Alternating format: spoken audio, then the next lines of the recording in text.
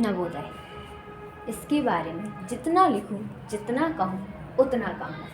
फिर भी कुछ पंक्तियों से कविता में उसे उतारने की कोशिश की है।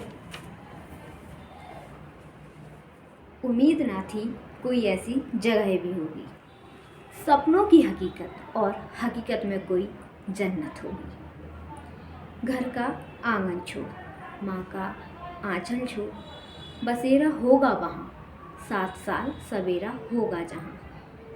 कोई ऐसी सुबह भी होगी पीटी में ग्राउंड, और ग्राउंड से घर की याद होगी।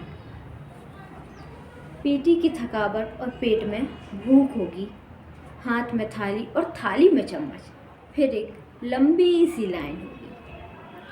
पोहा इडली पुलाव, पोहा इडली पुलाव तो भर पेट खाते, हलवा और उपमा सुन खाने ही न जाते। पता नहीं कैसे 5 मिनट में तैयार हो जाते, पता नहीं कैसे 5 मिनट में तैयार हो जाते और उठा बैग स्कूल पहुंच जाते। असेंबली में शामिल हो जाते, नहीं तो कभी डांट ही पेट भर खाते। क्लास में बैग खुला पाते, कभी पेन तो कभी बॉटल गायब पाते। छुट्टी होते ही रूम भागते, वहाँ भी ताला पाते। चाबी आते ही थाली उठा कुछ दौड़ पड़ते, तो कुछ चादर ओढ़ सोने लगते। रिमीडियल की तो बात ना पूछो, सबसे मीठी नींद आती जिस टाइम क्लास जाना पड़ता उस टाइम। फिर वक्त आता गेम्स का, पहन वाइट शूज ग्राउंड पहुंच जाते, लंबी कतार लगा स्नैक्स का इंतज़ार करते। फिर कुछ वॉलीबॉल, हैंडबॉल, बास्केटबॉल, टीटी ऐसे अनगिनत खेलों में व्यस्त हो जाते। फिर आता सुपरविज़न का समय, उठा किताब फिर एकेडमी पहुंचते और सेल्फ स्टडी पर ध्यान देते। फिर एकेडमी से मैथ्स और मैथ्स में एक और जान, रोटी कच्ची पक्की छांटने की होड़ होती।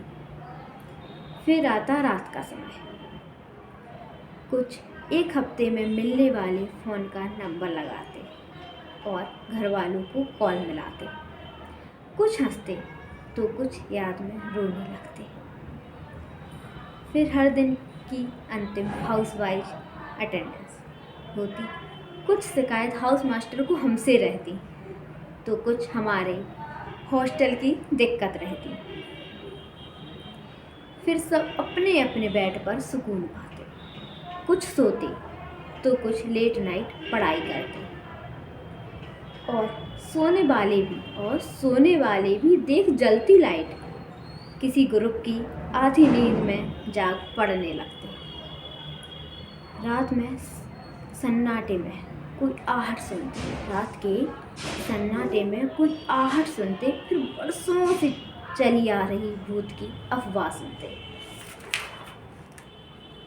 कभी बाहर से सोने का समय बताने वाले वॉचमैन भैया की विसिल सुनते, तो कोई हॉस्टल से जागते रहो की आवाज़ सुनते।